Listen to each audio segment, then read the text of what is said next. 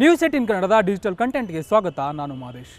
ರೇಣುಕಾಸ್ವಾಮಿ ಕೊಲೆ ಪ್ರಕರಣದಲ್ಲಿ ದರ್ಶನ್ಗೆ ಕೋರ್ಟ್ ಮತ್ತೊಂದು ಶಾಕ್ ನೀಡಿದೆ. ಜೊತೆಗೆ ನಾಳೆ ಕೂಡ ದರ್ಶನ್ಗೆ ಒಂದು ಇಂಪಾರ್ಟೆಂಟ್ ಡೇ. ಇದೆಲ್ಲದರ ಬಗ್ಗೆ ನಾನು ನಿಮಗೆ ಎಕ್ಸ್ಪ್ಲೇನ್ ಮಾಡ್ತಾ ಹೋಗ್ತೀನಿ. ಅದಕ್ಕೂ ಮುನ್ನ ನಮ್ಮ ನ್ಯೂಸ್ 18 ಕನ್ನಡದ ಯೂಟ್ಯೂಬ್ ಚಾನಲನ್ನು ನೀವು ಇನ್ನೂ ಸಬ್ಸ್ಕ್ರೈಬ್ ಮಾಡಿಲ್ಲ ಅಂದರೆ ಸಬ್ಸ್ಕ್ರೈಬ್ ಮಾಡಿ, ಲೈಕ್ ಮಾಡಿ, ಶೇರ್ ಮಾಡಿ. ಇದರ ಜೊತೆಗೆ ಸೋಷಿಯಲ್ ಮೀಡಿಯಾದ ಪ್ಲಾಟ್ಫಾರ್ಮ್ಗಳು ಅಂದರೆ ಇನ್ಸ್ಟಾಗ್ರಾಮ್, ಫೇಸ್ಬುಕ್ ಮತ್ತು ಎಕ್ಸ್ ಖಾತೆಗಳನ್ನು ಕೂಡ ನೀವು ಫಾಲೋ ಮಾಡಿ ಎಕ್ಸ್ಕ್ಲೂಸಿವ್ ಮತ್ತು ಇಂಟ್ರೆಸ್ಟಿಂಗ್ ಕಂಟೆಂಟ್ಗಳನ್ನು ನೋಡ್ಬೋದು. ಈಗಾಗಲೇ ರೇಣುಕಾಸ್ವಾಮಿ ಕೊಲೆ ಪ್ರಕರಣದಲ್ಲಿ ಕಳೆದ 15 ದಿನಗಳಿಂದಲೂ ಕೂಡ ಒಂದಲ್ಲ ಒಂದು ಡೆವಲಪ್ಮೆಂಟ್ಗಳಾಗ್ತಿದ್ದಾವೆ. ಮಾಫಿ ಸಾಕ್ಷಿ ಅರ್ಜಿ ದಾಖಲಾಗಿತ್ತು. ಜೊತೆಗೆ ಅದಾದಮೇಲೆ ದರ್ಶನ್ ಅವರು ನೇರವಾಗಿ ಕೋರ್ಟ್ಗೆ ಹಾಜರುಪಡಿಸಬೇಕು ಅಂತೇಳಿ 19ನೇ ಸಾಕ್ಷಿ ಪಾಟಿ ಸವಾಲ್ನ ವಿಚಾರಕ್ಕೆ ಸಂಬಂಧಪಟ್ಟಂತೆ ಅರ್ಜಿ ಸಲ್ಲಿಸಿದರು. ಆ ಒಂದು ಅರ್ಜಿಯನ್ನು ಕೂಡ ಈಗ ರಿಜೆಕ್ಟ್ ಮಾಡುವಂಥ ಕೆಲಸವನ್ನು ಮಾಡಲಾಗಿದೆ. ಇದೆಲ್ಲದರ ಬಗ್ಗೆ ನಾನು ನಿಮಗೆ ಎಕ್ಸ್ಪ್ಲೇನ್ ಮಾಡ್ತಾ ಹೋಗ್ತೀನಿ. ಈಗಾಗಲೇ ರೇಣುಕಾಸ್ವಾಮಿ ಕೊಲೆ ಪ್ರಕರಣದಲ್ಲಿ ಟ್ರಯಲ್ ನಡೀತಿದೆ. ಟ್ರಯಲ್ ಸಂದರ್ಭದಲ್ಲಿ ಮಾಫಿ ಸಾಕ್ಷಿ ಅರ್ಜಿಯನ್ನು 14ನೇ ಆರೋಪಿತನಾಗಿರುವಂತಹ ಪ್ರದೋಷ್ ಕೋರ್ಟ್ಗೆ ಅರ್ಜಿ ಹಾಕಿದ್ರು. ಈ ಒಂದು ಅರ್ಜಿಯ ಒಂದು ಪ್ರಕ್ರಿಯೆ ಸದ್ಯಕ್ಕೆ ಶುರುವಾಗಿದೆ. ಅದು ಒಂದು ಶಾಕ್ ಅನ್ನುವಂಥ ಬೆನ್ನಲ್ಲೇ ದರ್ಶನ್ ಅವರನ್ನು ನೇರವಾಗಿ ಕೋರ್ಟ್ಗೆ ಹಾಜರುಪಡಿಸಬೇಕು ಅಂತೇಳಿ ಈಗಾಗಲೇ ಮನವಿ ಮಾಡಲಾಗಿತ್ತು. 19ನೇ ಸಾಕ್ಷಿ ಏನಿದೆ ಅಂದರೆ ಈ ಒಂದು ಪ್ರಕರಣದ ಕೊಲೆ ಪ್ರಕರಣದ 19ನೇ ಸಾಕ್ಷಿಯನ್ನು ವಿಚಾರಣೆ ನಡೆಸಲಾಗುತ್ತೆ. ಅಂದರೆ ಪಾಟಿ ಸವಾಲ್ನ ಸಂದರ್ಭದಲ್ಲಿ, ಕ್ರಾಸಿಂಗ್ನ ಸಂದರ್ಭದಲ್ಲಿ ದರ್ಶನ್ ಅವರು ಆ ಒಂದು ಕೋರ್ಟ್ಗೆ ನೇರವಾಗಿ ಹಾಜರಾಗಬೇಕು. ಯಾಕಂದರೆ ವಿ ಸಿ ಮೂಲಕ ಜೈಲಿನಲ್ಲಿ ವಿ ಸಿ ಮೂಲಕ ಹಾಜರುಪಡಿಸಲಾಗುತ್ತೆ. ಆ ಒಂದು ಸಂದರ್ಭದಲ್ಲಿ ಕರೆಕ್ಟಾಗಿ ಕೇಳೋದಿಲ್ಲ, ವಿಡಿಯೋ ಮತ್ತು ಆಡಿಯೋ ಕರೆಕ್ಟಾಗಿ ಇರೋದಿಲ್ಲ, ಒಂದಷ್ಟು ತಾಂತ್ರಿಕ ಸಮಸ್ಯೆ ಎದುರಾಗ್ಬೋದು. ಹೀಗಾಗಿ 19ನೇ ಸಾಕ್ಷಿ ನೀಡುವಂಥ ಹೇಳಿಕೆಗಳು ಈ ಒಂದು ಪ್ರಕರಣದಲ್ಲಿ ಮುಖ್ಯವಾಗಿರುತ್ತೆ. ಅದನ್ನು ದರ್ಶನ್ ಅವರು ನೇರವಾಗಿ ಕೇಳಿಸ್ಕೊಳ್ಬೇಕು ಅಂಥೇಳಿ ಉದ್ದೇಶಿಸಿದ್ದಾರೆ. ಹೀಗಾಗಿ ಅವರನ್ನು ನೇರವಾಗಿ ಕೋರ್ಟ್ಗೆ ಹಾಜರುಪಡಿಸೋದಕ್ಕೆ ಅವಕಾಶ ನೀಡಬೇಕು ಅಂತೇಳಿ ದರ್ಶನ್ ಪರ ವಕೀಲರಾದಂಥ ಅಹ್ಮದ್ ಪಾಷಾ ಅವರು ಕೋರ್ಟ್ಗೆ ಅರ್ಜಿ ಹಾಕಿದರು.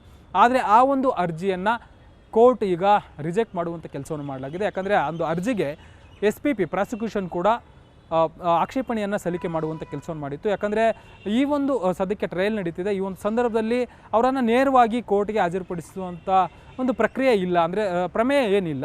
ಹಾಜರುಪಡಿಸದೇ ಇದ್ದರೂ ಕೂಡ ನಡೆಯುತ್ತೆ. ಯಾಕಂದರೆ ವಿ ಸಿ ಮೂಲಕ ನೀಟಾಗಿ ಕೇಳಿಸ್ಕೋಬೋದು, ಸಾಕಷ್ಟು ತಾಂತ್ರಿಕ ವ್ಯವಸ್ಥೆ ಕೂಡ ಇದೆ. ಹೀಗಾಗಿ ಇಂತಹ ಸಂದರ್ಭದಲ್ಲಿ ದರ್ಶನ್ ಅವರನ್ನು ನೇರವಾಗಿ ಕೋರ್ಟ್ಗೆ ಹಾಜರುಪಡಿಸಬಾರ್ದು ಅಂತೇಳಿ SPP ಅವರು ವಾದ ಮಂಡನೆ ಮಾಡುವಂಥ ಕೆಲಸವನ್ನು ಮಾಡಿದರು. ಜೊತೆಗೆ ಒಂದಷ್ಟು ಪ್ರಕರಣಗಳ ಬಗ್ಗೆ, ಬೇರೆ ಬೇರೆ ರಾಜ್ಯದಲ್ಲಿ ನಡೆದಿರುವಂಥ ಒಂದಷ್ಟು ಪ್ರಕರಣಗಳ ಬಗ್ಗೆ ದರ್ಶನ್ ಅವರನ್ನು ಈ ಒಂದು ಸಂದರ್ಭದಲ್ಲಿ ಯಾಕೆ ನೇರವಾಗಿ ಕೋರ್ಟ್ಗೆ ಹಾಜರುಪಡಿಸಬಾರ್ದು ಅನ್ನೋದಕ್ಕೆ ಸಂಬಂಧಪಟ್ಟಂತೆ ಒಂದಷ್ಟು ವಾದ ಮಂಡನೆ ಮಾಡಿದರು. ಜೊತೆಗೆ ಬಿಹಾರದ ಒಂದು ಪ್ರಕರಣವನ್ನು ಉಲ್ಲೇಖಿಸಿ ಆ ಒಂದು ವರದಿಯನ್ನು ಕೂಡ ಕೋರ್ಟ್ಗೆ ಸಬ್ಮಿಟ್ ಮಾಡಿದರು.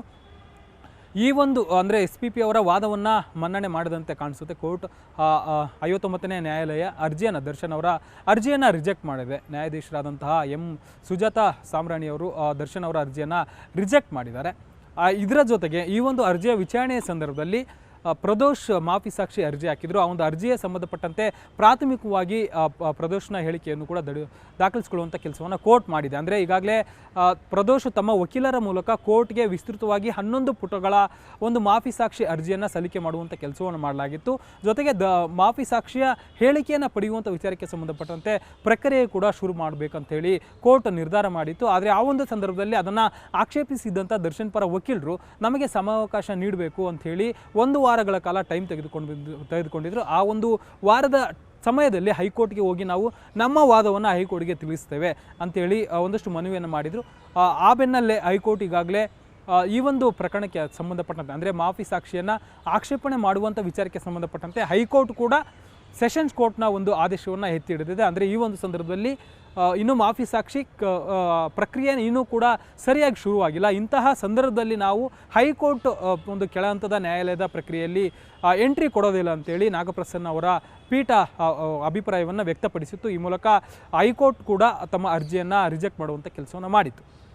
ಈಗ ಮಾಫಿ ಸಾಕ್ಷಿ ಹೇಳಿಕೆಯ ಪ್ರಕ್ರಿಯೆಯನ್ನು, ಅಂದರೆ ಕೋರ್ಟ್ ಮಾಫಿ ಸಾಕ್ಷಿ ಪ್ರದೋಷ್ ಹೇಳಿಕೆಯನ್ನು ದಾಖಲಿಸಿಕೊಳ್ಳುವಂಥ ಪ್ರಕ್ರಿಯೆಗೆ ಮುಂದಾಗ್ತಿದೆ. ಇವತ್ತು ನಡೆದಂಥ ವಿಚಾರಣೆಯ ಸಂದರ್ಭದಲ್ಲಿ ಪ್ರದೋಷಿಗೆ ಜಡ್ಜ್ ಸುಜಾತಾ ಸಾಮ್ರಾಣಿ ಅವರು ಒಂದಷ್ಟು ಪ್ರಶ್ನೆಗಳನ್ನು ಮಾಡ್ತಾರೆ.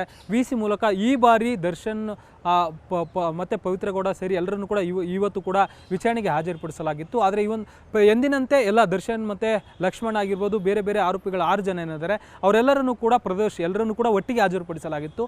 ಆದರೆ ಹಾಜರುಪಡಿಸಲಾಗ್ತಿತ್ತು. ಆದರೆ ಕಳೆದ ಬಾರಿ ಪ್ರದೋಷ್ ಪರ ವಕೀಲರು ಮುಂದಿನ ಹಂತದ ವಿಚಾರಣೆಯ ಸಂದರ್ಭದಲ್ಲಿ ಪ್ರದೋಷ್ನನ್ನು ಪ್ರತ್ಯೇಕವಾಗಿ ವಿಚಾರಣೆಗೆ ಹಾಜರುಪಡಿಸಬೇಕು. ಯಾಕಂದರೆ ಆತ ಈಗ ಈ ಒಂದು ಪ್ರಕರಣದಲ್ಲಿ ಮಾಫಿ ಸಾಕ್ಷಿ ಆಗ್ತೀನಿ ಅಂತೇಳಿ ಅರ್ಜಿ ಹಾಕಿದರೆ. ಜೊತೆಗೆ ದರ್ಶನ್ ಅವರು ಆ ಒಂದು ಸಂದರ್ಭದಲ್ಲಿ ಇದ್ದರೆ ಅವರಿಗೆ ಒಂದು ಸ್ವಾತಂತ್ರ್ಯವಾಗಿ ಹೇಳಿಕೆ ನೀಡೋದಕ್ಕೆ ಸಾಕಾಗೋದಿಲ್ಲ ಅಂಥೇಳಿ, ಅಷ್ಟೊಂದು ಧೈರ್ಯ ಸಾಕಾಗೋದಿಲ್ಲ ಅಥವಾ ಫ್ರೀಡಮ್ ಇರೋದಿಲ್ಲ ಅಂತ ಕಟ್ಟುನಿಟ್ಟಿನ ವಾತಾವರಣ ಇದ್ದಂತಿರುತ್ತೆ. ಹೀಗಾಗಿ ಅವರನ್ನು ಪ್ರತ್ಯೇಕವಾಗಿ ವಿ.ಸಿ ಮೂಲಕ ಹಾಜರುಪಡಿಸಬೇಕು. ಜೊತೆಗೆ ಅವರ ಬ್ಯಾರಕ್ನಲ್ಲಿ ಹೆಚ್ಚಿನ ಬಂದೋಬಸ್ತ್ ವ್ಯವಸ್ಥೆಯನ್ನು ಕಲ್ಪಿಸಬೇಕು ಅಂತೇಳಿ ಪ್ರದೋಷ್ ಪರ ವಕೀಲರಾದಂಥ ದಿವಾಕರ್ ಅವರು ಕೋರ್ಟ್ಗೆ ಮನವಿ ಮಾಡಿದರು. ಆ ಒಂದು ಮನವಿಯ ಆಧಾರದ ಮೇಲೆ ಇವತ್ತು ನಡೆದಂಥ ವಿಚಾರಣೆ ಸಂದರ್ಭದಲ್ಲಿ ದರ್ಶನ್ ಮತ್ತು ಲಕ್ಷ್ಮಣ್, ನಾಗರಾಜ್ ಈ ಒಂದು ಆರೋಪಿಗಳನ್ನು ಪ್ರತ್ಯೇಕವಾಗಿ ವಿ.ಸಿ ಮೂಲಕ ಹಾಜರುಪಡಿಸಲಾಗಿತ್ತು ಮತ್ತು ಪ್ರದೋಷ್ನನ್ನು ಪ್ರತ್ಯೇಕವಾಗಿ ವಿ.ಸಿ ಮೂಲಕ ಹಾಜರುಪಡಿಸಲಾಗಿತ್ತು. ತಾಂತ್ರಿಕ ದೋಷದ ಕಾರಣದಿಂದಾಗಿ ಪವಿತ್ರ ಗೌಡ ಅವರು ಇವತ್ತು ಹಾಜರಾಗಿರಲಿಲ್ಲ ಅಂತೇಳಿ ಗೊತ್ತಾಗಿದೆ.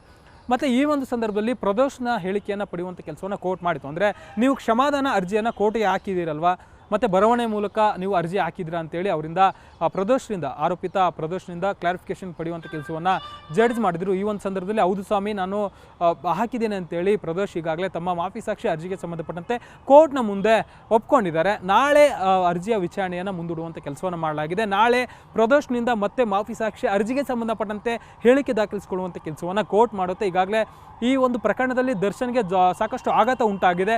ಜೊತೆಯಲ್ಲೇ ಇದ್ದಂಥ ಸ್ನೇಹಿತ ಈ ಒಂದು ಪ್ರಕರಣದಲ್ಲಿ ಪ್ರಮುಖ ಐ ವಿಟ್ನೆಸ್ ಆಗುವಂಥ ಸಾಧ್ಯತೆ ಈ ಪ್ರದೋಷ್ ಇದ್ದಾನೆ. ಯಾಕಂದರೆ ಘಟನೆಯ ಸಂದರ್ಭದಲ್ಲಿ ಪ್ರದೋಷ್ ಘಟನಾ ಸ್ಥಳದಲ್ಲಿ ಇದ್ದ. ಈಗಾಗಲೇ ಒಂದಷ್ಟು ಪ್ರಮುಖ ಅಂಶಗಳನ್ನು ಅರ್ಜಿಯಲ್ಲಿ ಉಲ್ಲೇಖ ಮಾಡಿದ್ದಾರೆ. ಅಂದರೆ ಘಟನೆ ಸ್ಥಳದಲ್ಲಿ ಏನೆಲ್ಲ ಆಯಿತು, ದರ್ಶನ್ ಪಾತ್ರ ಏನಿತ್ತು, ತನ್ನ ಪಾತ್ರ ಏನಿತ್ತು, ಬೇರೆ ಬೇರೆ ಅಕ್ಯೂಸ್ಡ್ಗಳ ಪಾತ್ರ ಏನಿತ್ತು, ಯಾವ ರೀತಿ ಮರ್ಡರ್ ಮಾಡಲಾಯಿತು, ಯಾವ ರೀತಿ ರೇಣುಕಾಸ್ವಾಮಿ ಮೇಲೆ ಹಲ್ಲೆ ಮಾಡಲಾಯಿತು, ಇದೆಲ್ಲವನ್ನು ಕೂಡ ಕಣ್ಣಿಗೆ ಕಟ್ಟಿದಂತೆ ನಾನು ಸತ್ಯಾಂಶಗಳನ್ನು ಕೋರ್ಟ್ ಮುಂದೆ ಹೇಳೋದಕ್ಕೆ ರೆಡಿ ಇದ್ದೇನೆ ಅಂತೇಳಿ ಪ್ರದೋಷ್ ಈಗಾಗಲೇ ಕೋರ್ಟ್ ಮುಂದೆ ಒಪ್ಕೊಂಡಿದ್ದಾನೆ. ನಾಳೆ ಆ ಒಂದು ಹೇಳಿಕೆಗಳನ್ನು ಈಗಾಗಲೇ 11 ಪುಟಗಳ ಹೇಳಿಕೆಗಳನ್ನು ಏನು ದಾಖಲಿಸಿದ್ದಾನೆ, ಅಂದರೆ ಆರೋಪಿತ ಪ್ರದೋಷ್ ದಾಖಲಿಸಿದ್ದಾನೆ ಕೋರ್ಟ್ಗೆ ಅರ್ಜಿಯ ಸಂಬಂಧ, ಆ ಒಂದು ಹೇಳಿಕೆಗಳನ್ನು ಕೋರ್ಟ್ನ ಮುಂದೆ ನೇರವಾಗಿ ಅಂದರೆ ವಿ.ಸಿ ಮೂಲಕ ನಾಳೆ ಹೇಳಿಕೆ ನೀಡುವಂಥ ಕೆಲಸವನ್ನು ಪ್ರದೋಷ್ ಮಾಡ್ತಾನೆ. ಈಗಾಗಲೇ ಪ್ರದೋಷ್ ಮಾಫಿ ಸಾಕ್ಷಿ ವಿಚಾರಕ್ಕೆ ಸಂಬಂಧಪಟ್ಟಂತೆ ಪ್ರಾಸಿಕ್ಯೂಷನ್ ಕೂಡ SP ಪ್ರಸನ್ನ ಕುಮಾರ್ ಅವರು ಈಗಾಗಲೇ ಅವರ ಹೇಳಿಕೆಯನ್ನು ನಾವು ಗಮನಿಸಿದ್ದೇವೆ. ಅದರಲ್ಲಿ ಸತ್ಯಾಂಶಗಳು ಕಂಡು ಬಂದಿದೆ ಮತ್ತು ಪ್ರದೋಷ್ ಅವರ ಹೇಳಿಕೆಗಳು ನಮಗೆ ಸಂತೃಪ್ತಿ ತಂದಿದೆ. ಹೀಗಾಗಿ ಪ್ರದೋಷ್ನ ಈ ಒಂದು ಪ್ರಕರಣದಲ್ಲಿ ಮಾಫಿ ಸಾಕ್ಷಿಯನ್ನಾಗಿ ಪರಿಗಣಿಸಬಹುದು ಅಂತೇಳಿ ಪ್ರಾಸಿಕ್ಯೂಷನ್ ಕೂಡ ನ್ಯಾಯಾಲಯಕ್ಕೆ ಒಪ್ಪಿಗೆ ಸೂಚಿಸಿದೆ. ನಾಳೆ ಪ್ರದೋಷ್ ಹೇಳಿಕೆಯನ್ನು ದಾಖಲಿಸಿಕೊಳ್ಳುವಂಥ ಕೆಲಸವನ್ನು ಮಾಡಲಾಗುತ್ತೆ. ಇದರ ಜೊತೆಗೆ ಪ್ರದೋಷ್ನನ್ನು ನೇರವಾಗಿ ಕೋರ್ಟ್ಗೆ ಹಾಜರುಪಡಿಸುವಂಥ ವಿಚಾರದ ಬಗ್ಗೆಯೂ ಕೂಡ ನಾಳೆ ಕೋರ್ಟ್ ನಿರ್ಧಾರ ಮಾಡುತ್ತೆ. ಒಟ್ಟಾರೆಯಾಗಿ ದರ್ಶನ್ಗೆ ಹಂತವಾಗಿಯೂ ಕೂಡ ಕೋರ್ಟ್ನಲ್ಲಿ ಈ ಒಂದು ತನಿಖೆಯ ಪ್ರಗತಿ, ಈ ಒಂದು ವಿಚಾರಣೆಯ ಪ್ರಗತಿಯಲ್ಲಿ ಹಿನ್ನಡೆ ಆಗ್ತಿದೆ. ಮುಂದಿನ ಹಂತದಲ್ಲಿ ಪ್ರದೋಷ್ ಈ ಒಂದು ಪ್ರಕರಣಕ್ಕೆ ಸಂಬಂಧಪಟ್ಟಂತೆ ಏನೆಲ್ಲ ಮಾಫಿ ಸಾಕ್ಷಿ ಹೇಳಿಕೆಗಳನ್ನು ನೀಡ್ತಾರಲ್ಲ, ಅದು ಕೂಡ ಮುಂದಿನ ಹಂತದಲ್ಲಿ ದರ್ಶನ್ಗೆ ದೊಡ್ಡ ಕಂಟಕ ಆಗುವಂಥ ಸಾಧ್ಯತೆ ಇದೆ. ನಾಳೆ ಕೋರ್ಟ್ನಲ್ಲಿ ಏನೆಲ್ಲ ಆಗುತ್ತೆ ಅನ್ನೋದನ್ನು ಕಾದು ನೋಡಬೇಕಿದೆ. ಕ್ಯಾಮ್ರಾ ಪರ್ಸನ್ ರಾಯುಡು ಜೊತೆ ಮಾದೇಶ್, ನ್ಯೂಸ್ 18 ಕನ್ನಡ, ಬೆಂಗಳೂರು. ನಿರ್ಭೀತ, ನಿಷ್ಪಕ್ಷಪಾತ, ವಿಶ್ವಾಸಾರ್ಹ ಸುದ್ದಿಗಳಿಗೆ ಮತ್ತೊಂದು ಹೆಸರಾಗಿರುವ ನ್ಯೂಸ್ 18 ಕನ್ನಡ ಈಗ ಆಪ್ನಲ್ಲೂ ಲಭ್ಯವಿದೆ. ದಯವಿಟ್ಟು ಇಲ್ಲಿರುವ QR ಕೋಡ್ ಅನ್ನು ಸ್ಕ್ಯಾನ್ ಮಾಡಿಕೊಂಡು ಆಪ್ ಡೌನ್ಲೋಡ್ ಮಾಡೋದಕ್ಕೆ ಮರಿಬೇಡಿ. ನಿಮ್ಮ ಬೆಂಬಲ ಹೀಗೆ ಸದಾ ನಮ್ಮೊಂದಿಗಿರಲಿ. ಧನ್ಯವಾದ.